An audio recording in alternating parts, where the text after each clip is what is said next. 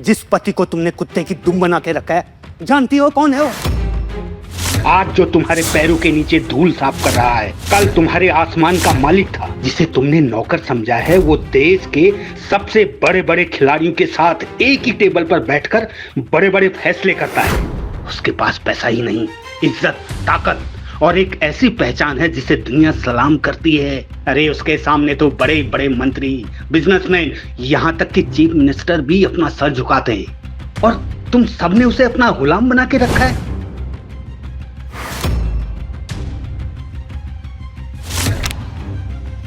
तुम सबका बाप है वो, बाप। Yes mom. अवनी, गौतम आज सुबह से फिर से गायब है और फिर से फोन भी नहीं उठा रहा है। What? ओके, मैं अभी घर आती हूँ। ओके। हाँ जल्दी। मॉम वो ब्लैंक पोस्ट कार्ड कहाँ पर है? पता नहीं, होगा उस अनपढ़ गंवार के कमरे में। ओके।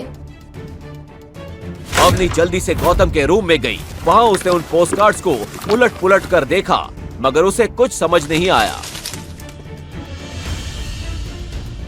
कोई ब्लैंक पोस्टकार्ड्स के जरिए गौतम को कुछ इशारा तो नहीं कर रहा है? क्या गौतम इसी सिलसिले में घर से बार बार गायब हो रहा है?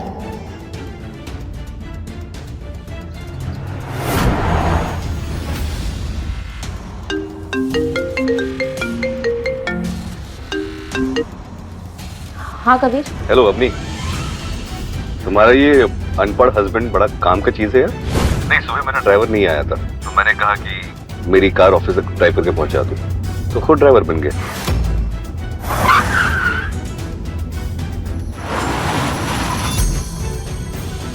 चलिए ड्राइवर साहब। थोड़ी देर बाद गौतम घर पहुंचा तो उसके साथ कबीर भी वहां आया था। अवनी कबीर से नजरें नहीं मिला पा रही थी।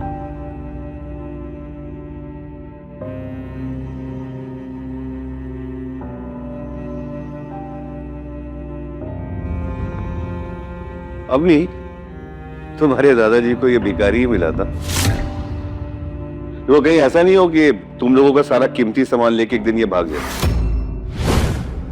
ये गौतम कभी किसी को पलट कर जवाब क्यों नहीं देता? नल्ला पति है मेरा, क्या कबीर की बात सच हो सकती थी?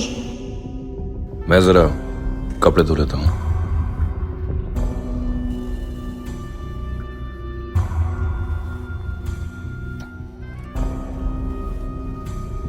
घर जमाई भागा करोड़पति बीवी के जेवर और कीमती सामान लेकर। जी हाँ, जोधपुर के अमीरों की बेटियों के साथ शादी कर उन्हें फंसाने वाला गैंग सकरिया। इस गैंग के लड़के भोले भाले बनकर घर जमाई बनते हैं, फिर सब कुछ लूट कर गायब हो जाते हैं।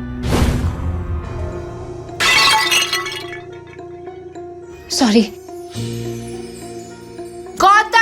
गौतम। मगर गौतम ने कोई जवाब नहीं दिया। अवनी और घबरा गई और उठकर गौतम को किचन, बाथरूम, कुत्तों के रूम, हर जगह ढूंढने लगी, मगर वो कहीं नहीं दिखा। गौतम! मॉम गौतम कहाँ है? अभी तो यही था, खिड़की के पीछे से टीवी देख रहा था। पता है, आज भी पूरा दिन गायब था, एक काम नहीं किया कामचोर ने। अपनी मम्मी की बात सुनकर अवनी के चेहरे का रंग उड़ गया। गॉड मॉम, मतलब उससे वो न्यूज़ सुन ली है। वो हमारी कार, हमारी ज्वेलरी, सब कुछ लेकर कहाँ गया होगा? तुमने रूम में चेक किया? उसकी माँ कुछ पूछती उससे पहले ही अवनी गौतम के रूम की तरफ भागी। कबीर भी उसके साथ वहाँ चला गया। ओह माय गॉड कबीर, मैंने गौतम का बैग नहीं है, मैंने अभी यहाँ पे गौतम का बैग रखा था। शिट। गौतम के पास एक छोटा सा बैग ही था जिसमें वो अपने कपड़े रखता। वो बैग वहाँ से गायब था और वहाँ एक चिट्ठी रखी थी। मेरा पीछा मत करना, जो समझ रही हो वो मैं नहीं हूँ। गौतम,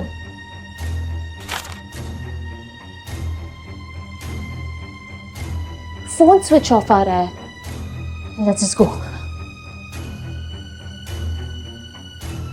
हाँ, हेलो इंस्पेक्टर, मैं कबीर आनंद बोल रहा हूँ। अरे वो आपका जो वांटेड गैंग का बंदा है ना, हाँ, वो अभी अग्रवाल मैंशन से कुछ सामान चुरा के भागा है। ज्यादा दूर नहीं गया होगा, आप सर्च पार्टी भेजिए, ठीक है? अवनी कार लेके रेलवे स्टेशन की तरफ बढ़ती है। कुछ देर गाड़ी चलाने के बाद थोड़ी ही दूर उसे गौतम दिखता है।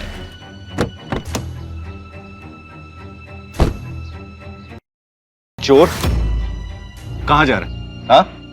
बैग निकाल। कबीर गौतम को धक्का देता है और बैग छीन लेता है और बैग खोलकर देखता है उसमें एक महंगा आईफोन था और एक ऐसे बैंक का वीआईपी कार्ड था जहां सिर्फ अमीरों के अकाउंट होते थे। उस कार्ड पर कोई नाम नहीं लिखा था, साथ ही उसमें बहुत सारे वैसे ही ब्लैंक पोस्ट कार्ड्स थे जिन पर गौतम का नाम लिखा था। इतने सारे ब्लैंक पोस्ट कार्ड्स कहाँ से आए? क्या मतलब है इसका? और ये बोलो गौतम, किसने दिया तुम्हें वो वीआईपी कार्ड? कहाँ से लाए तुम? बोलो। और हमारे घर से चुराया सामान कहाँ रखा है? तब तक पुलिस की सर्च वैन वहां आ जाती है। धर ले रे इस चोर ने। चोर? मैंने किया? मैंने कुछ नहीं चुराया। अच्छा यही है इंस्पेक्टर साहब जो शोरूम के चक्कर लगा रहा था, इसीने चोरी की है। दादी सा का बर्थडे गिफ्ट लेने के लिए गौतम शहर की सबसे महंगी और लग्जरियस ज्वेलरी शॉप के सामने खड़ा था। ग्लास के पीछे चमक रहे करोड़ों के डायमंड नेकलेस को देखकर वो कुछ सोच ही रहा था कि तभी अबे ओ भिखारी की औलाद, क्या देख रहे हैं आप? यहाँ पे एक एक जेवर 5 लाख से शुरू होती है। तेरी औकात है क्या यहाँ पे? चल भाग यहाँ से। सिर्फ देख ही तो रहा हूँ, देखने के पैसे लगते हैं क्या? तेरी औकात है क्या देखने के? चल निकल।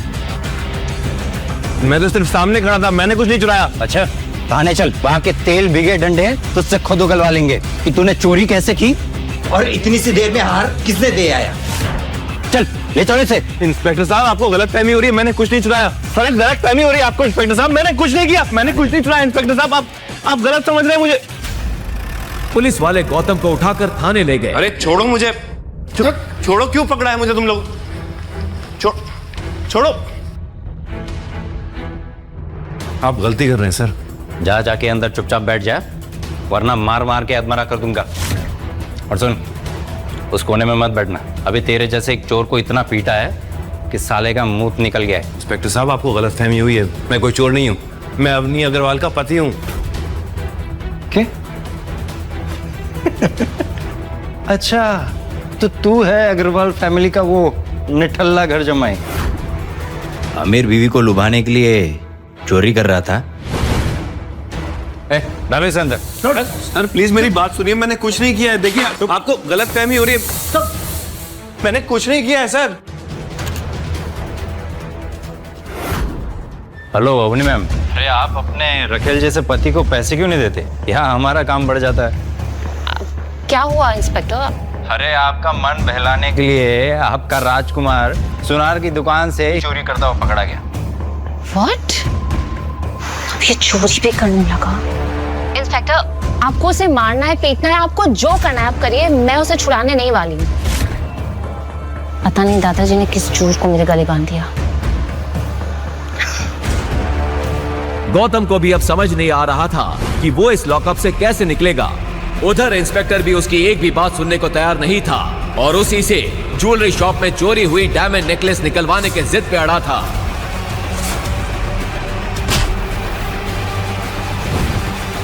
चोरी करता है। इंस्पेक्टर एक मोटा डंडा लेकर गौतम को पीटने के लिए बढ़ा, तभी पीछे से एक कड़क आवाज आई।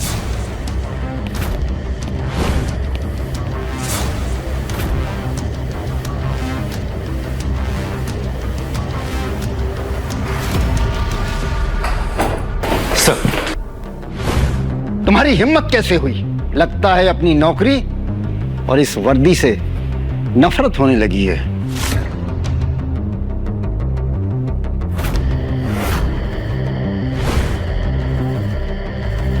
हुकुम, आपको यहां जो परेशानी हुई उसके लिए मैं आपसे माफी मांगता हूं। सर ये आप क्या कर रहे हैं सर? ये अग्रवाल फैमिली का आवारा सा घर जमाई है। सर ये मित्तल सेठ की दुकान से हीरे का नेकलेस चोरी करते हुए पकड़ा गया है। और तो और इसकी बीवी ने भी इसे छुड़ाने से मना कर दिया है। Shut up! चोर बेटा, अब तुम्हारा सस्पेंशन नहीं, सीधा टर्मिनेशन होगा। अरे जानते भी हो तुम ये किसको लेकर आए हो यहाँ पर? अरे अगर ये चाहे तो उस जैसे 10 ज्वेलरी शॉप खरीद कर मुझे वहां गार्ड बनाकर बिठा दें। फिर कमिश्नर ने अपने मोबाइल पर उस इंस्पेक्टर को कोई मैसेज दिखाया। वो देखते ही इंस्पेक्टर का चेहरा सफेद पड़ गया। सर, मुझसे भूल हो गई, मुझे प्लीज माफ कर दीजिए। सर रुको, मुझे क्षमा करिए। आइए मैं आपको अपनी गाड़ी से घर छोड़ देता हूँ। ठीक है, मैं सब भूल जाऊंगा, लेकिन एक शर्त पे। हुकुम। आपको भी मेरा ये राज भूलना होगा। मेरे इस राज के बारे में कानो कान किसी को खबर नहीं होनी चाहिए, खासकर मेरी बीवी को। हुकुम। गौतम के इतना कहते ही पूरे पुलिस स्टेशन में हंगामा मच चुका था। लेकिन एक सवाल, क्या सच में गौतम कोई चोर था या इसके पीछे कोई गहरा राज छुपा था? और क्यों कमिश्नर ने उसे हुक्म कह के बुलाया? आगे एक ऐसा राज खुलेगा जो आपके होश उड़ा के रख देगा। गौतम जैसे ही थाने से बाहर निकला, एक लग्जरी कार आकर वहां रुकी। उसमें से एक बुजुर्ग शख्स उतरे और उन्होंने गौतम के हाथ में एक छोटा सा बॉक्स दिया।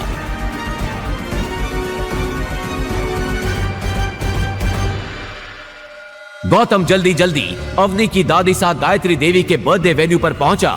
अवनी ने उसे देखा तो चौंक पड़ी।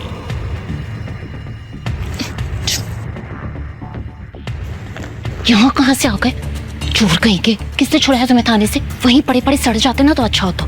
मैंने कोई चोरी नहीं की अवनी, ज्वेलरी शॉप के सामने खड़ा था, पुलिस ने पकड़ लिया। बड़ी मुश्किल से अपनी बेगुनाही का सबूत देकर आया हूँ। ठीक है ठीक है। कैसी सस्ती से गिफ्ट खाकर लेकर आए हो तुम? कितनी सस्ती पैकिंग है। छी। पैकिंग मैटर नहीं करती है, उसके अंदर गिफ्ट क्या है वो मैटर करता है ना। तुम देखोगे तो चौंक जाओगी। अरे दादी का गिफ्ट है, तुम क्यों खोल रही हो? उनको खोलने दो ना। Fine, whatever. लेकिन जब बाकी सब गिफ्ट दे रहे हो ना तो तुम चुपके से अपना बॉक्स साइड में रख देना, ओके? पता नहीं दादाजी ने किस जन्म का बता लिया मुझसे। मुझे जैसे करोड़पति लड़की की शादी तुम जैसे गरीब के साथ करवा दी। ना पैसे है ना इज्जत। चले अम्मी? खड़े क्यों, जाओ। थैंक यू बेटा। और तभी उस पार्टी में 4 चांद लगाने आई अवनी की cousin Shanaya. Expensive black dress पहने, हाथ में गोल्डन गिफ्ट लिए। जैसे ही उसने एंट्री ली, पूरी पार्टी की नजर उसी पर टिक गई। सबके बीच से गुजरती हुई वो सीधा दादी साहब की तरफ बढ़ गई। अरे शनाया, तुमको क्या जरूरत थी गिफ्ट लाने की? दादी क्या बात कर रहे हो? आपका बर्थडे और मैं खाली हाथ आ जाऊं? बिल्कुल भी नहीं। देखो देखो, इम्प्रेस हो जाओगे। ऐसी बात है, फिर तो देखना पड़ेगा।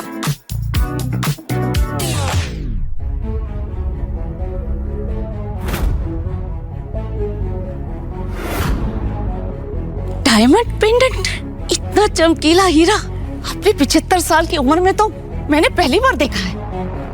शनाया बेटी, तुम तो इस घर की बेटियों से बिल्कुल अलग, समझदार और स्मार्ट।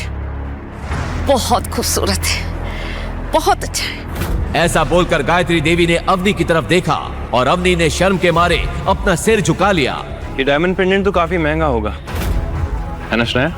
हाँ, पूरे 1.5 करोड़ का है। लगता है तुम्हें किसी ने उल्लू बनाया है। 5 लाख का पेंडेंट 1.5 करोड़ में बेच दिया। कुछ भी।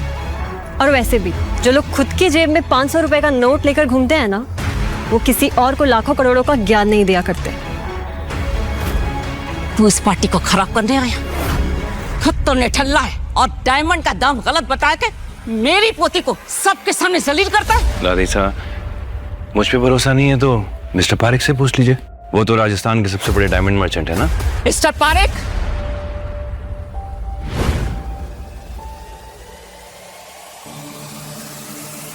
देखिए और दाम बताइए।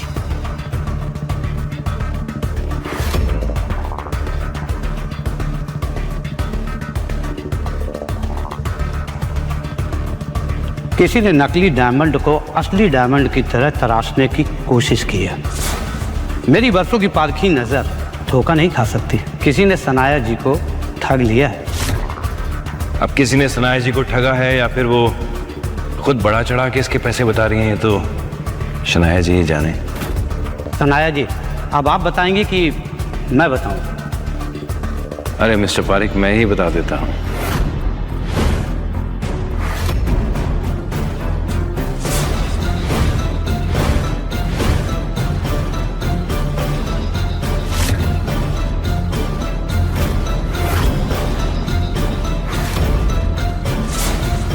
सॉरी सॉरी सॉरी सॉरी, तुम्हारा पेंडेंट डायमंड का नहीं, कांच का है।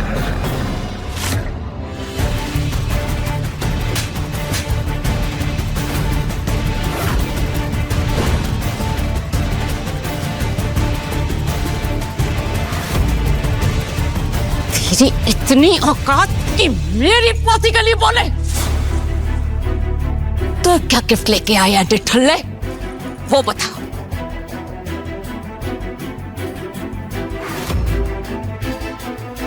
ये भी 2 कौड़ी का होगा। मिस्टर पारिक, मौका लगे तो इस तोहफे को भी परख लीजिएगा। आज से, बल्कि अभी से, मैं इस अग्रवाल खानदान से सारे नाते तोड़ता हूं। दादी साहब, थप्पड़ नहीं मारना चाहिए था। जिस कुत्ते को आपने 2 साल तक पाला, वो आज ये घर छोड़ के जा रहा है। लेकिन एक दिन आएगा कि आप खुद अपने घुटनों के बल बैठ के माफी मांगेंगे, तब बात करेंगे। अपने कहे इन शब्दों के गुरूर में गौतम पार्टी से चला गया। उसके इस तेवर से पार्टी में आए मेहमानों का मनोरंजन तो हुआ ही था, लगे हाथ अवनी की बेइज्जती भी हो गई थी। गौतम, लेकिन गायत्री देवी को पहली बार गौतम की बातों में एक रॉयल अंदाज दिखा था।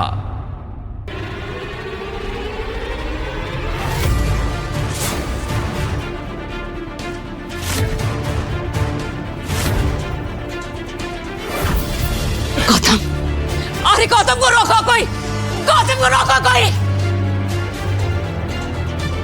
अवनी के लिए दिल में प्यार था, इसलिए गौतम ने उसे माफ कर दिया। लेकिन बाकी परिवार और दादी सा के लिए उसके दिल में गुस्से की चिंगारी अभी भी जल रही थी। अगले ही दिन अपने जख्मों को मुस्कान के पीछे छुपाए और अपनी खटारा साइकिल उठाकर गौतम अवनी के दोस्तों को लेने एयरपोर्ट चला गया।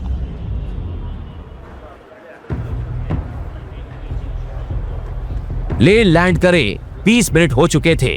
अवनी के 2 दोस्त एयरपोर्ट पर गौतम का वेट कर रहे थे। यार रिया, क्या हुआ तेरे उस फ्रेंड के पति का? देखना अभी तक आया नहीं। आई नो, आता ही होगा। मेरी फ्रेंड है ना अपनी, वो बहुत अमीर है। 12 to 15 तो उसके पास कार्स है, चूज ही नहीं कर पा रही होगी कि आज कौन सी लेके जाए। तभी वहां खुद अवनी कैब से आ पहुंची। Hi, how are you? Good, and I'm so sorry I'm late. Gautam, एक minute, I'll just call him. Hello Gautam, कहाँ हो तुम? तुम्हें यहाँ मुझसे पहले होना था ना? बस अपनी में आ ही गया। और क्या हुआ, तुम ऐसे हाफ क्यों रहे हो? हाँ पहुंच रहा हूँ। जल्दी आओ। He's just coming. अभी आ रहा है।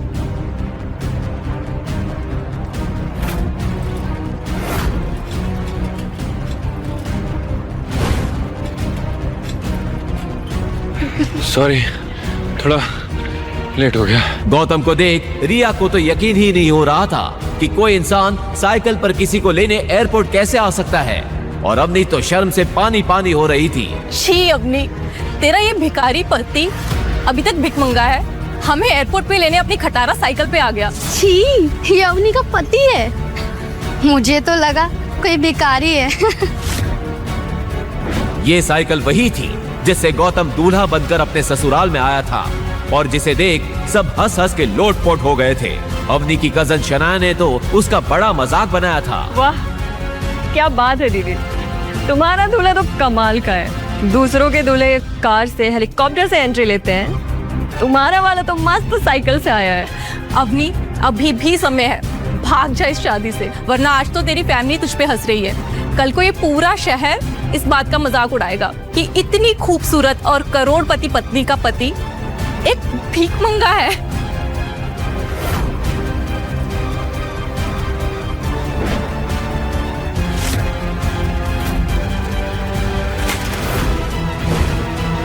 तुमने क्या कसम खा रखी है गौतम कि सबके सामने मेरी नाक कटाओगे? मेरी करोड़पति फ्रेंड्स को एयरपोर्ट पे लेने के लिए साइकिल से आए हो, तुम्हें शर्म नहीं आती? मैंने कहा था ना घर से गाड़ी लेकर आना तुम। अवनी जब मैं घर गया ना तो एक गाड़ी खड़ी थी और जब मैं चाबी लेने गया तो बड़े वाले नौकर ने बोला कि ये गाड़ी नहीं ले जा सकते, तो मैं क्या करता? God, I can't with you, Gautam. You know, तुम वो घंटा हो जैसे कोई भी बजा के चला जाता है। घंटा? घर के जमाई होने के बाद भी घर के नौकर तुम्हें डांट लगा के चले जाते हैं। You know why? क्योंकि तुम एक फटेहाल भिखारी हो। अरे गाड़ी नहीं थी तो कैब से आ जाते ना। पैसे नहीं थे मेरे पास, सिर्फ 75 रुपए थे। फिर मैंने सोचा मैं यहाँ आके तुमसे पैसे ले लूंगा। You know what? थोड़े पैसे मुझसे ले लो और जाके जहर लेकर आ जाओ। तुम जैसे भिखमंगे पति होने से बेटर है कि मैं मर जाऊं। You know what? अभी हम शहर के सबसे बड़े होटल उमेद भवन जा रहे हैं। तुम वो सामान गाड़ी में रखोगे और फिर अपनी साइकिल से पीछे पीछे आओगे और वहां रूम में सामान रखवाओगे। यही तुम्हारी सजा है। अवनी की सहेलियों की हंसी और तानों के बीच गौतम ने बिना कुछ कहे सारा सामान गाड़ी की डिक्की में रखा और चुपचाप सिर झुकाए अवनी के सामने जाकर रुक गया। और तुम अपनी एक खटारा साइकिल लेकर हमारे पीछे पीछे आओ।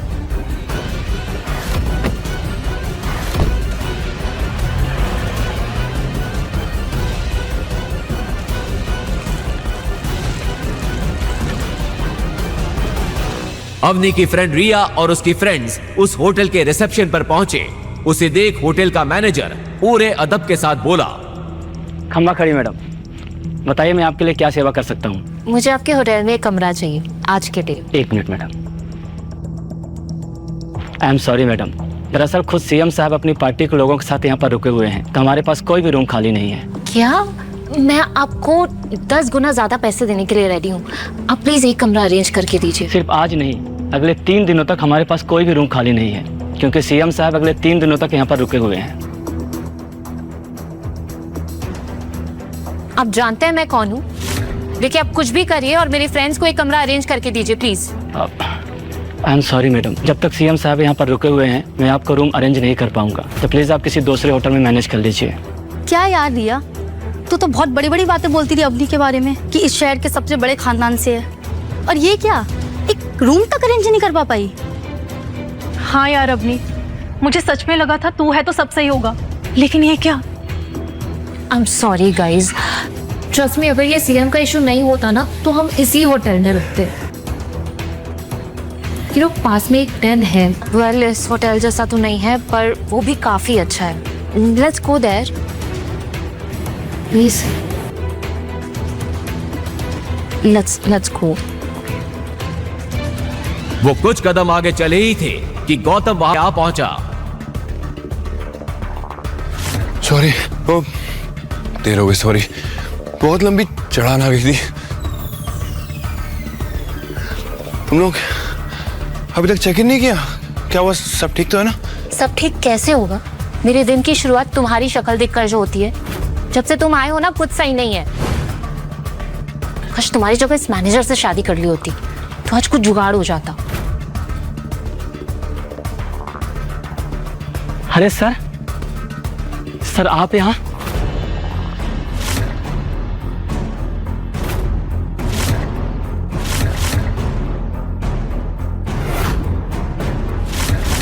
सर आप यहाँ हमारे गरीब खाने में? सर हम धन्य हो गए सर हमारा सौभाग्य सर कि आप सर यहाँ पर आए। सर अब आप आ ही गए हैं तो मैं आपको अपने होटल का सबसे लग्जरियस रूम बुक कर देता हूँ। ये क्या बकवास है? हमारे लिए आपके पास अगले 3 दिन तक कोई कमरा नहीं है और इस भिखारी के लिए स्पेशल रूम। हाउ? क्या कहा आपने? भिखारी? लगता सर के बारे में आपको मालूम नहीं है। गौतम साहब। और इससे पहले कि वो मैनेजर आगे कुछ कहता कि अंदर खबर फैल गई। जैसे ही अंदर खबर फैली कि गौतम उमेद भवन में आया है, अंदर से राज्य के सीएम गौतम सर अपने सभी नेताओं के साथ बाहर आए और फिर जो हुआ उसे देखकर तो अवनी, रिया और उसकी सहेलियां लगभग बेहोश हो गईं।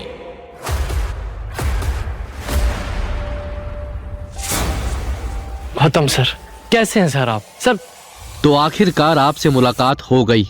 सब सच कह रहे थे। आज मेरा और मेरी पार्टी का लकी डे है सर।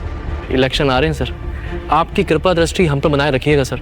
पूरे राज्य में सब एक ही बात कहते हैं सर, जिसके सर पर गौतम जी का हाथ है उसी की सरकार, उसी का विकास है। बस गौतम सर, आपसे सहयोग की आवश्यकता है। अपनी इतनी खातिरदारी देखकर जहां गौतम अनकंफर्टेबल फील कर रहा था, वहीं दूसरी ओर अवनी और उसके दोस्त हैरान थे कि गौतम के आगे राज्य का चीफ मिनिस्टर और शहर के सबसे बड़े 5 स्टार होटल का मैनेजर हाथ जोड़े खड़े थे। तभी गौतम ने आंखों ही आंखों में उन दोनों को कोई इशारा किया। इशारा पाते ही सीएम की टोली अपने रास्ते निकल गई। उनके जाते ही गौतम सबसे हिचकिचाते हुए बोला, क्या चल रहा है इस होटल में? पता नहीं लोग मुझे कौन सा गौतम समझ रहे हैं। तभी तो मैं ये सोचूं कि गौतम जैसे भिखमंगे के साथ सीएम सर हाथ क्यों मिला रहे थे।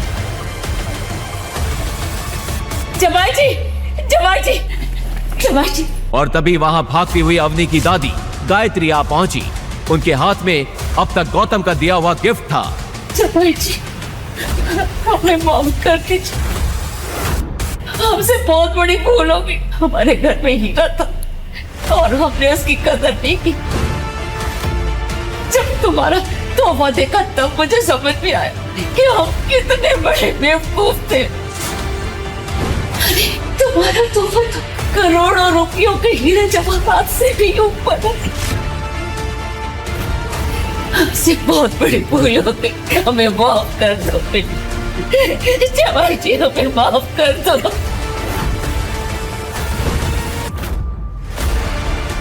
ओ दादी, गौतम ने ऐसा क्या खजाना दे दिया आपको कि आप दौड़ी चली आई यहाँ पर? दिखाओ जरा, 1 मिनट। जब अवनी और उसके दोस्तों ने वो तोहफा खोला तो सबकी हवाएं उड़ गईं। आखिर ऐसा क्या गिफ्ट दिया था गौतम ने? क्या सच में गौतम कोई बड़ा आदमी है? अगर है तो वो कौन है? कोई माफिया, पॉलिटिशियन, बिजनेसमैन या कहीं का किंग? लेकिन अगर वो इतना अमीर और पावरफुल है तो ऐसे गरीबों और लीचड़ों वाली लाइफ क्यों जी रहा था? सब लोग हैरान होकर अवनी की तरफ देख रहे थे। उसके हाथ में एक बेहद सुंदर हीरों का जगमगाता नेकलेस था। किसी को विश्वास नहीं हो रहा था इतना कीमती नेकलेस गौतम जैसे निठल्ले ने गिफ्ट किया था। तभी वहां नील और शनाया भी आ पहुंचे। उन्होंने सारी बात सुन ली थी। शनाया को गायत्री देवी का ये बदला रुख देखकर काफी गुस्सा आ रहा था। तभी अचानक अवनी ने गौतम से पूछा, गौतम, सच सच बताओ, तुम्हारे पास ये नेकलेस कहाँ से आया? मैं अगर कुछ कहूंगा तो तुम मेरी बात का यकीन करोगी? अवनी बिना इस बात का जवाब दिए गौतम की आंखों में आंखें डालकर देखने लगी। ये मुझे किसी और ने दिया है, खास तुम्हें देने के लिए। अच्छा, वाह, तुम जैसे फालतू आदमी को कोई इतनी महंगी चीज क्यों देगा? इससे पहले कि आगे कोई और सवाल जवाब कर पाता, गायत्री देवी गुस्से में बोली, बस इस तरह बाहर तमाशा करना सही नहीं है, बाकी बातें घर पर होंगी। गायत्री देवी को भी अब पछतावा हो रहा था कि बिना सोचे समझे वो ये मान बैठी कि गौतम जैसा निठल्ला इतना कीमती हार गिफ्ट कर सकता है।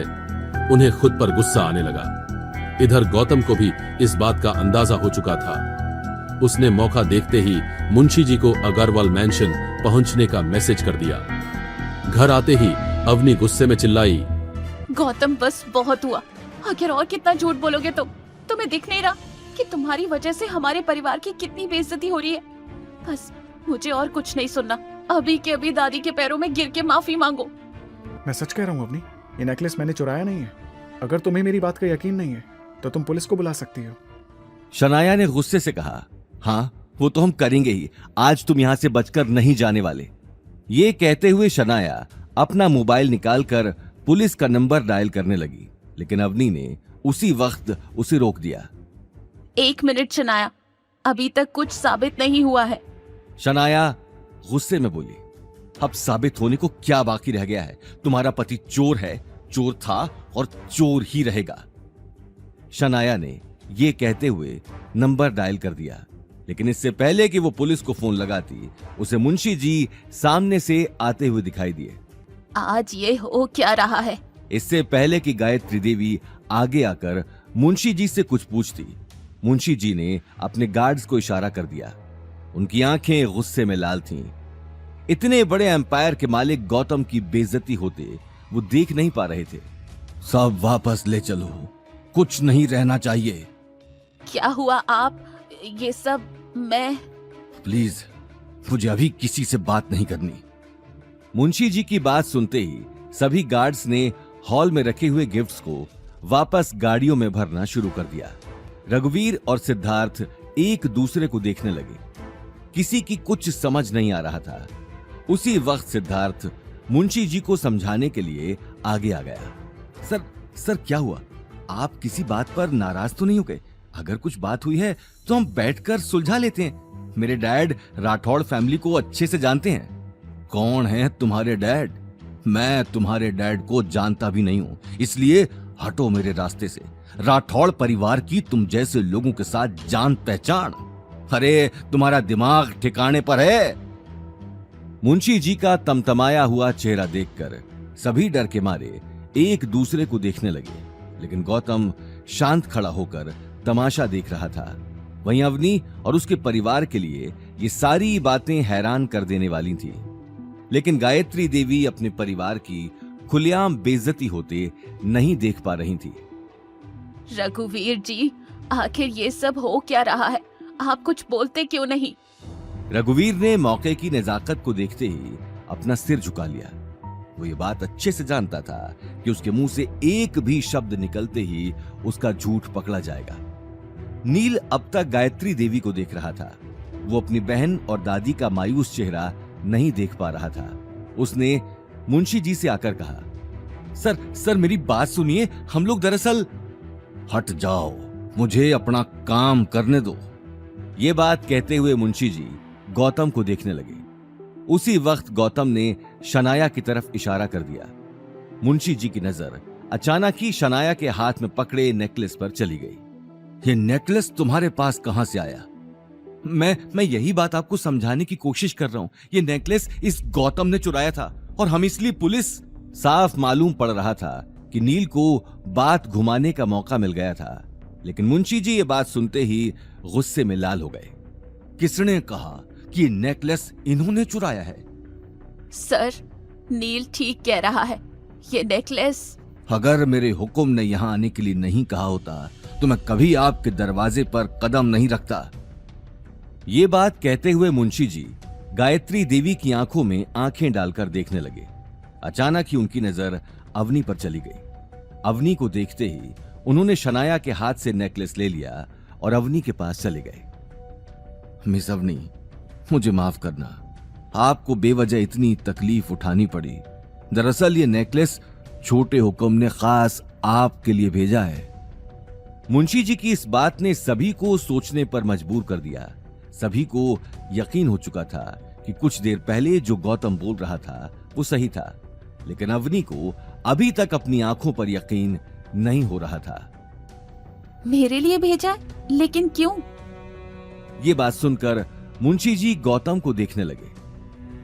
क्योंकि हमारे छोटे हुक्म आपको पसंद करते हैं और इसलिए उन्होंने आपके लिए एक छोटा सा नजराना भेजा है, और ये सारे गिफ्ट भी उन्होंने ही यहां भेजे हैं। गायत्री देवी ये बात सुनते ही हैरान रह गई। साथ ही गीता और अनिल को भी यकीन नहीं हो रहा था, लेकिन सबसे ज्यादा हैरानी अवनी को थी, क्योंकि जिस आदमी ने उसके लिए गिफ्ट भेजा था, अवनी ने आज तक उस आदमी को देखा भी नहीं था। मुझे कुछ समझ नहीं आ रहा, आखिर कौन है आपके छोटे हुक्म? ये सवाल सुनते ही मुंशी जी और गौतम एक दूसरे को देखने लगे, लेकिन गौतम ने उसी वक्त इशारे से अपने बारे में बताने से मना कर दिया। वक्त आने पर आपको सब पता चल जाएगा। अभी मैं आपको कुछ नहीं बता सकता। अभी मुझे चलना चाहिए। ये बात कहते ही मुंशी जी तुरंत वहां से निकल गए। अवनी एक पल के लिए खामोश खड़ी थी। आज उसके सामने एक ऐसा सच था जिसे वो आसानी से एक्सेप्ट नहीं कर पा रही थी, लेकिन अगले 1 साल बाद इसी सच्चाई से उसका सामना होने वाला था। अवनी को इस बात का ख्याल आते ही मुंशी जी को रोकने के लिए वो गेट से बाहर जाने लगी। लेकिन बिना आपके हुक्म के बारे में जाने मैं ये नेकलेस नहीं ले सकती। मुंशी जी वहां से जा चुके थे। अब सभी लोगों की नजर अवनी और गौतम पर टिकी थी। पूरे हॉल में सन्नाटा छा चुका था। उसी वक्त गौतम ने सन्नाटे को तोड़ते हुए कहा, अवनी, मैंने कहा था कि मैंने नेकलेस नहीं चुराया। गौतम की आवाज सुनते ही अवनी को अपनी गलती का एहसास हो गया, लेकिन वहीं दूसरी तरफ गायत्री देवी को बहुत बड़ी अपॉर्चुनिटी सामने नजर आ रही थी। गायत्री देवी सिर्फ पैसों के पीछे ही भागती थी।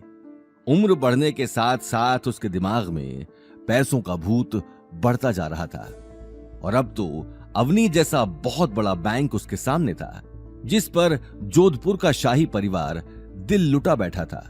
ये बात सोचते ही उसके दिल में अवनी के लिए अपना नजरिया चेंज हो गया, और उन्होंने प्यार से अवनी के कंधे पर हाथ रखा। अवनी, तुमने कभी मुझसे इस बात का जिक्र नहीं किया कि तुम इतने बड़े परिवार को जानती हो, और तो और दादी सा आपको गलतफहमी हुई है। मुझे खुद इस बात का कुछ अंदाजा नहीं है। बस अब कितना छुपाओगी? सच कहूँ तो गलती मेरी ही है। मैंने कभी तुमसे अच्छे से बात नहीं की, हमेशा तुम्हें डांटा। बेटा मुझे माफ कर दो, लेकिन इस तरह अपनी दादी सा से कुछ छुपाओ तो मत। अचानक गायत्री देवी का बदला हुआ रूप देखकर शनाया का चेहरा गुस्से में तमतमा गया। वहीं गीता और अनिल हैरान रह गए और एक दूसरे को देखने लगे। एक ही झटके में पार्टी में आए हुए लोगों की नजरों में अवनी के लिए इज्जत बढ़ गई, और गीता ये मौका हाथ से नहीं जाने देने वाली थी। लेकिन इससे पहले कि गीता आगे कुछ बोलती, अवनी ने कहा, दादी सा, अब मैं कैसे समझाऊं कि मैं... ठीक है अवनी बेटा, अब अपने दिमाग पर इतना जोर मत डाल। मासा, अब अवनी की उम्र ही क्या है, और ऊपर से मेरी बेटी मेरी तरह ही इतनी ब्यूटीफुल भी है। हो सकता है अवनी ने जोधपुर के छोटे हुकुम को नहीं देखा हो, लेकिन उनकी नजर तो मेरी बेटी के ऊपर पड़ गई है। ये बात कहते हुए गीता गायत्री देवी को देखने लगी। अवनी बेटा देख, तकदीर खुद तेरे पास आई है, इसीलिए आज मेरी बात को मत टालना। तो प्लीज इस गौतम को डिवोर्स दे दे, और जोधपुर के छोटे हुकुम, जिंदगी में पहली बार तुम्हारी माँ ने कोई ढंग की बात की है। मेरा भी यही कहना है कि जितनी जल्दी हो सके इस गौतम को तलाक दो। वैसे भी जब से तुम्हारी इससे शादी हुई है तब से... गायत्री देवी गौतम के पास आकर उसकी आंखों में देखने लगी। अवनी अब गौतम के खिलाफ नहीं सुन सकती थी। वो अगले ही पल गौतम और गायत्री देवी के बीच आकर खड़ी हो गई। बस दादी सा, इस बार गौतम की कोई गलती नहीं थी। उसके बावजूद भी आप लोगों ने उसे इतना कुछ कहा, लेकिन अब और नहीं, और मैं गौतम को डिवोर्स नहीं देने वाली। अवनी की आंखों में खुद के लिए गुस्सा देखकर गायत्री देवी का चेहरा तमतमा गया। परिवार में आज तक किसी ने भी गायत्री देवी की बात काटने की हिम्मत नहीं की थी। तुम जैसी बित्ते भर की लड़की की इतनी हिम्मत कि तुमने मेरी बात बीच में काटी। मैंने सोचा तुम्हारे अंदर थोड़ी सी तो अकल बची होगी, लेकिन तुम्हारा दिमाग भी तुम्हारे बाप की तरह बिल्कुल खाली है। अरे जब अपने पति की इतनी ही पड़ी है तो फिर शादी के बाद अपने पीछे आशिक क्यों लगा रखे हैं? बाहर चक्कर चलाने से पहले कम से कम अपने पीछे लगे नाम का तो ख्याल कर लेती। कम से कम हमारी इज्जत तो बची रहती। एक के बाद एक गायत्री देवी ने बंदूक की गोली की तरह कड़वी बातें बरसाना शुरू कर दिया। अवनी की आंखों की कोर गीली हो चुकी थी। गौतम अवनी को इस हालत में नहीं देख पा रहा था। साथ ही अनिल और गीता को भी इन बातों से बहुत बड़ा धक्का लग चुका था। अनिल ने उसी वक्त आगे आकर अवनी के कंधे पर हाथ रख दिया। मासा, बहुत हुआ, इससे ज्यादा मैं नहीं सुन सकता। अगर हम आपकी नजरों में इतने ही अखरते हैं तो हमें यहां होना ही नहीं चाहिए। ये बात कहते हुए अनिल और गीता अवनी को लेकर वहां से निकल गए। गौतम भी बिना कुछ कहे उनके पीछे चला गया। उन्हें जाते हुए देखकर गायत्री देवी की आंखें अंगारों की तरह लाल हो गईं। निकल जाओ यहाँ से, और दोबारा इस घर में आने की सोचना भी मत। अवनी और गौतम के जाते ही पूरे हॉल में एक सन्नाटा छा चुका था। वहीं गायत्री देवी की आंखों में अब तक गुस्सा चढ़ा हुआ था, लेकिन इस पूरे तमाशे के चलते आज शनाया की सगाई खराब हो चुकी थी। घर आए हुए मेहमानों के साथ साथ रघुवीर और सिद्धार्थ पंडित के चेहरे पर नाराजगी साफ दिखाई दे रही थी और इस नाराजगी को देखकर शनाया अंदर ही अंदर अवनी और गौतम को कोस रही थी। अपनी बहन का उतरा हुआ चेहरा देखते ही नील ने आकर उसे गले लगा लिया। शनाया बस, अब रोने की जरूरत नहीं है। अब रोएगा तो ये गौतम और उसके साथ साथ उसकी प्यारी पत्नी अवनी। ये बात कहते हुए नील एकटक गेट के बाहर देखने लगा। वहीं दूसरी तरफ अवनी ने बाहर निकलते ही अपने चेहरे से आंसू साफ कर लिए। कुछ ही देर में सभी कार में बैठकर घर की तरफ निकल गए।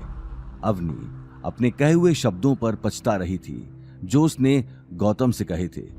उसने गौतम को कार चलाते हुए देखकर कहा, गौतम, तुम्हें नील से उलझने की जरूरत नहीं है।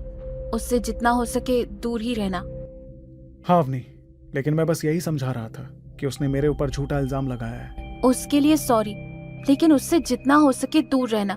उसका उठना बैठना गुंडों के साथ है। अगर उससे पंगा लिया तो वो बदला जरूर लेगा। मुझे बचपन से नील पसंद नहीं। ठीक है, मैं इस बात का ध्यान रखूंगा, लेकिन मुझे नहीं लगता कि वो कुछ करेगा। गीता और अनिल कार की बैक सीट पर चुपचाप बैठे थे। गीता की आंखों में गुस्सा तो था, लेकिन वो शायद घर पहुंचने का ही इंतजार कर रही थी। वहीं अवनी अभी तक नेकलेस अचानक गौतम के पास आने की बात पचा नहीं पा रही थी। अच्छा, एक बात बताओ, आखिर तुम्हारा राठौर परिवार के साथ क्या रिश्ता है? आखिर उस आदमी ने इतने सारे लोगों में तुम्हें ही क्यों वो नेकलेस दिया? ये बात सुनते ही गौतम का मन हुआ कि अवनी को आज अपनी सच्चाई बता दे, लेकिन अगले ही पल उसे दीपशिखा का ख्याल आ गया, जिसके साथ उसे 1 साल बाद शादी करनी थी। इस बात का ख्याल आते ही उसने अपने आप को रोक दिया। नहीं अवनी, मैं तो जानता भी नहीं राठौड़ फैमिली को। कल जब तुम सब लोग चले गए थे तब मुझे वो बुजुर्ग आदमी ज्वेलरी शॉप पर मिला था और उसी ने मुझे वो नेकलेस दिया। इससे पहले मैं उससे कुछ पूछता, वो वहां से निकल गया। उसने बस इतना ही कहा कि नेकलेस तुम्हें दे दूं। सच में यही बात है? सच में यही बात है। अभी तुम्हारे सामने तो उस आदमी ने खुद कहा। गीता ने ये बात सुनते ही भौंही चढ़ा ली और बड़बड़ाने लगी। अच्छा हुआ नेकलेस ही दिया। बम दिया होता तो ये आदमी उसे भी घर ले आता। अकल तो वैसे भी नहीं है इस आदमी में। पता नहीं भगवान जब अकल बांट रहे थे तब ये आदमी कहाँ गया था। अवनी अपनी मॉम की बात को नजरअंदाज करके गौतम को समझाने लगी। गौतम का भी ध्यान कार चलाने में ही था। गौतम, ऐसे किसी से भी कुछ भी लेने की जरूरत नहीं है। तुम जानते नहीं हो कि लोग तुम्हारा कैसे फायदा उठा लेते हैं। आइंदा जब तक सामने वाले से कोई जान पहचान ना हो तब तक उससे कुछ मत लेना। हाँ, आइंदा कभी ऐसी गलती नहीं होगी। गौतम से बात करने के बाद अवनी कार से बाहर देखने लगी। वो समझ गई थी कि मुंशी जी के पास गौतम से अच्छा जरिया नहीं था अपनी बात पहुंचाने का, लेकिन वो इस बात से बेखबर थी कि मुंशी जी ने गौतम के कहने पर ही ये सारा नाटक खेला था। वहीं दूसरी तरफ गौतम कार चलाते हुए बार बार अवनी को देख रहा था। अवनी से झूठ बोलने की बात उसे अंदर ही अंदर कचोट रही थी। अवनी, मुझे माफ करना, मैंने तुमसे झूठ बोला, लेकिन क्या करूं, इसके सिवाय मेरे पास कोई और रास्ता नहीं था। अगर तुम्हें सच बताता हूं तो मुंशी जी से किया हुआ वादा तोड़ना पड़ेगा। इसलिए अगले 1 साल तक मैं तुम्हें सच नहीं बताऊंगा। अग्रवाल हाउस से वापस आने के बाद सभी के चेहरे पर मायूसी छाई थी। सभी एक एक कर घर के अंदर चले गए। रात हो चुकी थी। गीता ने अंदर कदम रखते ही गौतम के ऊपर एक खड़ूस सास की तरह ताने बरसाने शुरू कर दिए। गौतम भी सिर झुकाए सुनता जा रहा था। शक्ल तो देखो इस ढीठ की। इतना सब कुछ सुनने के बाद भी बेशर्मों की तरह खड़ा है, मुंह में जैसे दही जमा रखा हो। अवनी के पूजनीय दादाजी ने अगर इस महान हस्ती से मेरी बेटी की शादी न कराई होती तो आज मेरी बेटी भी किसी बड़े घर की बहू होती। बड़ा घर तो छोड़ो, हमें तो अपने ही घर में एक भूत पालना पड़ रहा है। गौतम, बस बहुत हुआ। बहुत तोड़ ली तुमने घर बैठकर मुफ्त की रोटियां। तुम्हारी वजह से हमें हर वक्त लोगों के सामने जलील होना पड़ता है। इसलिए अब कहीं ना कहीं जाकर जॉब ढूंढो। हमारी हालत तुम जानते ही हो। अब हमारे पास इतने पैसे नहीं हैं कि मुफ्त में तुम्हारा भी पेट भरें। अरे अगर आज इसके पास कोई ना कोई नौकरी होती तो उस सिद्धार्थ को इतना कुछ कहने का मौका तो नहीं मिलता। Mom, dad, I am sorry. मेरी वजह से आपको लोगों के ताने सुनने पड़े, लेकिन ऐसा नहीं है कि मैंने कोशिश नहीं की। मैं जहां भी जॉब के लिए जाता हूँ वहां बात बनते बनते बिगड़ जाती है। तो फिर साफ बोल दो कि जिंदगी भर हमारे सिर पर ही नाचना है। छोड़ो गीता, तुम भी कहां भैंस के आगे बीन बजा रही हो। गौतम ने अपना सिर शर्म से नीचे कर लिया। अवनी बिना कुछ कहे उसे देख रही थी। मैं कोशिश करूंगा कि जितना जल्दी हो सके कोई ना कोई नौकरी मिल जाए। कोई जरूरत नहीं है नौकरी ढूंढने की। कोई ऐसी वैसी नौकरी करोगे तो भी लोग ताने देंगे। उन्हें तो नया टॉपिक मिल जाएगा, इसीलिए यहीं घर बैठो और घर का काम करो।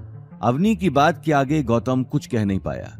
गीता भी अपना सिर पकड़कर बैठ गई और गुस्से भरी निगाहों से गौतम को देखने लगी। अब जाओ, यहाँ खड़े खड़े किसका वेट कर रहे हो? जाकर खाना बनाओ। गीता की तीखी आवाज सुनकर गौतम किचन की तरफ चला गया। अगर दाल में नमक थोड़ा सा भी ज्यादा हुआ तो वह सारी दाल तुम ही बैठकर खाना। गीता ये कहते हुए अपने सिर को दबाने लगी। अपनी मॉम को इस तरह देखते ही अवनी उनके पास आकर बैठ गई। अवनी बेटा, क्यों जिद ले रखी है इस आदमी के साथ रहने की? अरे तेरे सामने इतना बड़ा रिश्ता है और तू उसे ठुकरा रही है। भगवान बहुत ही कम लोगों पर ही मेहरबान होते हैं, उनका आशीर्वाद मत ठुकरा। तलाक दे दे इस आदमी को। मॉम, आप ये बात कितनी बार भी दोहरा लीजिए, मेरा जवाब नहीं बदलने वाला। मेरा जवाब वही रहेगा, मैं गौतम को तलाक नहीं दूंगी। आखिर उसे तलाक देने की कोई वजह भी तो होनी चाहिए। उसने आज तक मुझसे ऊंची आवाज में बात नहीं की, मेरा हर कहा मानता है और तो और अपनी पूरी कोशिश करता है। अब अगर बात नहीं बन पाती तो इसमें इसकी क्या गलती? गीता ये बात कहकर सोफे से उठकर वहां से जाने लगी। तुझे तो कहना ही बेकार है। जब अपने बच्चे ही खुद की जिंदगी बर्बाद करने के ठान चुके हो तो माँ बाप भी क्या करेंगे? ये बात बड़बड़ाकर गीता कमरे में चली गई। अनिल भी परेशान होकर दरवाजे से बाहर निकल गया। वहीं गौतम ने किचन में रहकर अवनी की ये बात सुन ली थी। आज खुद के लिए अवनी के दिल में जगह देखकर उसे मन ही मन बहुत खुशी हो रही थी। वहीं दूसरी तरफ शनाया की सगाई होने के बाद गायत्री देवी आगे की प्लानिंग में जुट चुकी थी। रघुवीर पंडित के बेटे के साथ शनाया की सगाई करवाकर उसे कहीं ना कहीं एक उम्मीद नजर आ रही थी। साथ ही एक उम्मीद उसे इस बात की भी थी कि अवतार ग्रुप जोधपुर में सबसे बड़ा शॉपिंग मॉल बनाने जा रहा था, जिसमें बहुत सारे आर्किटेक्चर फर्म्स ने अपनी एप्लीकेशंस भेजी थी, जिनमें से एक है अग्रवाल ग्रुप। अपने पति हिम्मत अग्रवाल के जाने के बाद गायत्री देवी ने सारा बिजनेस अपने कंट्रोल में कर लिया था, पर कुछ सालों से कंपनी लॉस में जा रही थी और गायत्री देवी किसी भी हाल में अग्रवाल ग्रुप को फिर से टॉप पर लाना चाहती थी और इसके लिए उनका डिजाइन सिलेक्ट होना बहुत जरूरी था। भले ही दादी सा ने अवनी के परिवार को घर से अलग किया था और अवनी अभी भी अग्रवाल ग्रुप में एज अ डिजाइनर काम कर रही थी। उसे उम्मीद थी कि शायद एक दिन उसके काम से खुश होकर वो उन्हें वापस अपनाएगी।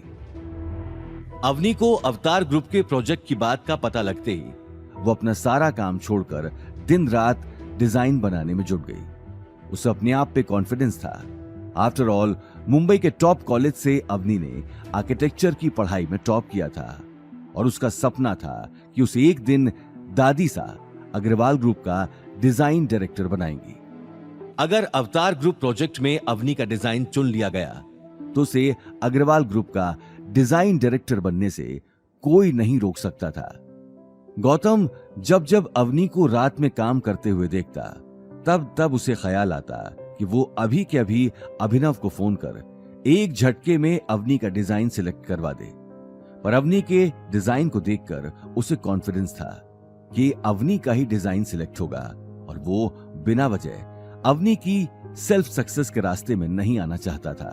और इसलिए डिजाइन सिलेक्शन मीटिंग के दिन गौतम सिर्फ अवनी को दही शक्कर खिलाकर ऑल द बेस्ट कहते हुए उसे अग्रवाल ग्रुप ड्रॉप करता है और इस प्लानिंग में लग जाता है कि अवनी जब शाम को वापस घर लौटेगी तो वो कैसे उसकी जीत को सेलिब्रेट करेगा। वहीं अवनी भी कॉन्फिडेंट थी कि आज शायद दादी सा के मन में उसके प्रति जो गुस्सा था वो डिजाइन देखकर दूर हो जाएगा। कॉन्फ्रेंस रूम में सभी लोग अपने अपने डिजाइन लेकर आ चुके थे। अवनी गायत्री देवी के पास चली जाती है। दादी सा, मेरा डिजाइन। गायत्री देवी अवनी के हाथ से डिजाइन लेकर देखने लगी। ठीक है, वहां बैठ जाओ। गायत्री देवी ने बड़ी सी चेयर के चारों तरफ लगी कुर्सियों में से एक कुर्सी की तरफ इशारा कर दिया। अवनी ने जैसे ही मुड़कर उस कुर्सी पर नजर डाली, उसके पैरों तले जमीन खिसक गई। सामने नील बैठा था, जिसकी आंखों में अब तक बदले की आग भड़क रही थी। अवनी ने एक पल रुककर गहरी सांस ली और अगले ही पल उसके पास जाकर बैठ गई। अवनी, तुम क्यों यहां अपना टाइम बर्बाद करने आई हो? इससे अच्छा तो तुम अपने उस सुमेर पैलेस के आशिक से कहती तो वो तुम्हारा डिजाइन एक झटके में सिलेक्ट करवा देता। ज्यादा से ज्यादा क्या होता, तुम्हें उसके साथ एक रात ही तो गुजारनी पड़ती। मेरी छोड़ो, भूलो मत, सिर्फ दादी सा की वजह से ही तुम इस कुर्सी पर बैठे हो, वरना तुम ये जगह डिजर्व नहीं करते। तुम्हारा आर्किटेक्ट और डिजाइनिंग से दूर दूर तक कोई लेना देना नहीं है। नील ये बात सुनकर अपने आसपास देखने लगा। हालांकि गुस्से से उसका शरीर गर्म हो चुका था, लेकिन इस वक्त वो बात आगे बढ़ाकर गायत्री देवी की इज्जत खराब नहीं करना चाहता था, पर वो अवनी को बिना सबक सिखाए ऐसे जाने भी नहीं देना चाहता था। देखते ही देखते वो घड़ी आ जाती है जिसका सभी को इंतजार था।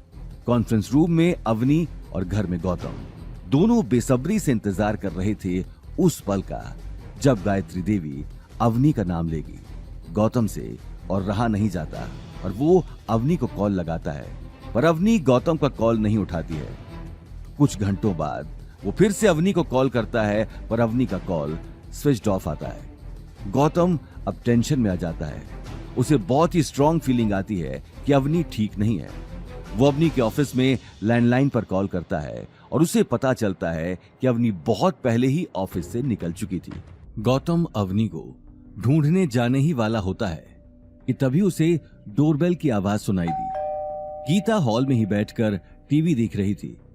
गौतम ने किचन से बाहर निकलकर जैसे ही दरवाजा खोला तो वो भौचक्का रह गया।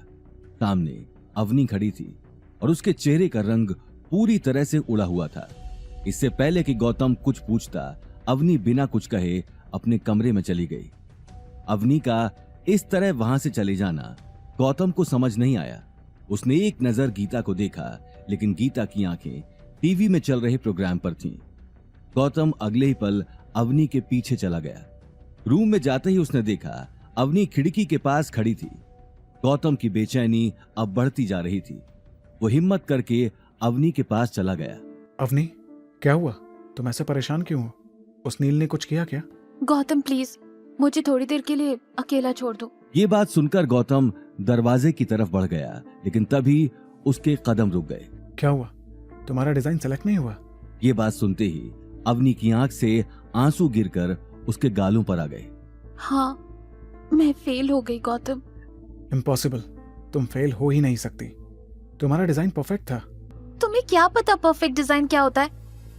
सॉरी गौतम, आई नो तुम सिर्फ मुझे चीयर अप करने की कोशिश कर रहे हो, पर मुझे इस बात का इतना दुख नहीं है कि मेरी डिजाइन सिलेक्ट नहीं हुई, जितना दुख इस बात का है कि दादी ने नील का डिजाइन सिलेक्ट कर लिया है। क्या दादी सा ऐसा कैसे कर सकती हैं? तुम्हारे डिजाइन से मुकाबला वो नील कभी नहीं कर सकता। तुम्हारी डिजाइन सच में बेस्ट थी। अब क्या फर्क पड़ता है मेरा डिजाइन कैसा था, कितना अच्छा था? इन सब बातों का अब कोई मतलब नहीं है। मुझे अभी तक इस बात पर यकीन नहीं हो रहा। आखिर दादी साहब तुम्हें और नील को कंपेयर भी कैसे कर सकती हैं? I mean, वो कहां और कहां तुम? अपनी इन सबके पीछे जरूर कुछ ना कुछ गड़बड़ है।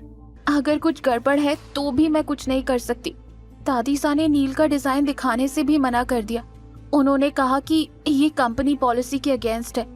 एक बार डिजाइन अवतार में सबमिट होके सिलेक्ट हो जाए तभी वो हम सबको डिजाइन दिखाएंगी, ताकि वो डिजाइन लीक ना हो।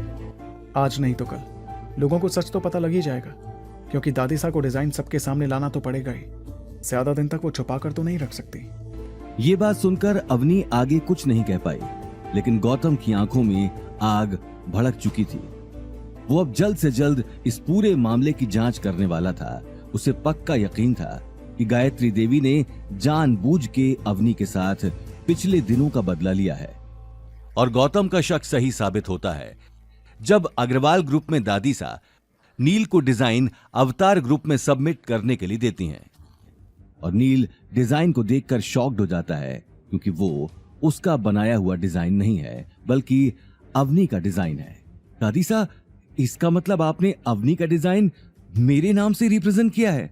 हाँ, ये डिजाइन अवनी का ही है, लेकिन वो मेरी कंपनी में डिजाइन डायरेक्टर की पोस्ट डिजर्व नहीं करती। वैसे भी उसने और उसके पति ने मिलकर हमारे परिवार के नाम पर कीचड़ मल रखा है। अब मैं परिवार का नाम इससे ज्यादा खराब होते हुए नहीं देख सकती हूँ। तुम अग्रवाल परिवार का होने वाला कल हो और तुम ये ज्यादा डिजर्व करते हो। ठीक है दादी, लेकिन अवनी को इस बात का पता चल गया तो क्या उसका पति कौन सा कोई राजकुमार है कि वो हमसे पंगा लेगा? घर से निकाल ही चुकी हूँ। ज्यादा नाटक किया उसने तो नौकरी से भी निकाल दूंगी। शनाया की सगाई के दिन उसके बेकार पति के लिए मेरी इंसल्ट हुई थी ना। अब देखो क्या क्या होता है उन दोनों के साथ। एक तरफ गायत्री देवी अवनी से बदला लेने का पहला कदम बढ़ा चुकी थी, वहीं दूसरी तरफ गौतम अवनी को दुखी नहीं देख पा रहा था।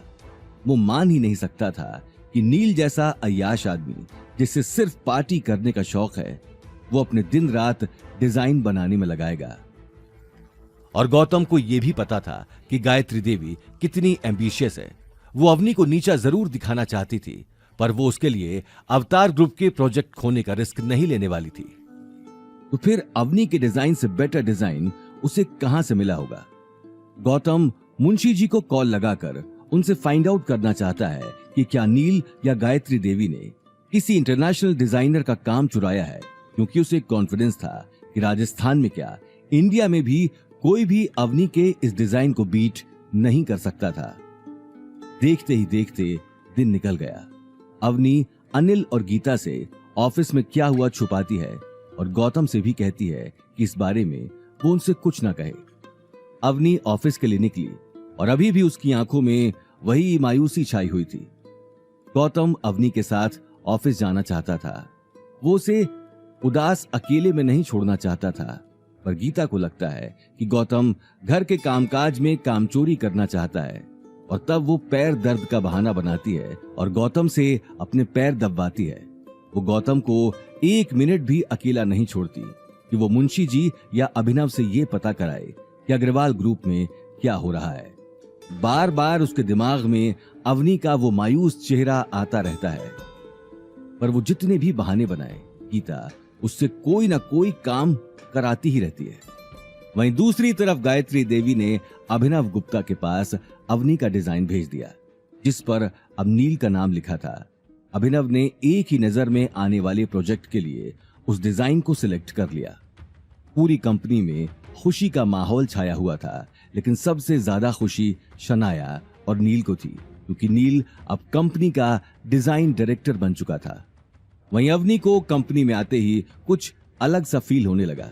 इससे पहले कि वो किसी से कुछ पूछती, शनाया उसके सामने आकर खड़ी हो गई और उसे ऊपर से नीचे तक देखने लगी और फिर बोली, जाओ जाकर नील का कैबिन साफ करो, वो आता ही होगा। मैं उसका कैबिन साफ क्यों करूं? मैं यहाँ उसका काम करने नहीं आती, कंपनी का काम करने आती हूँ।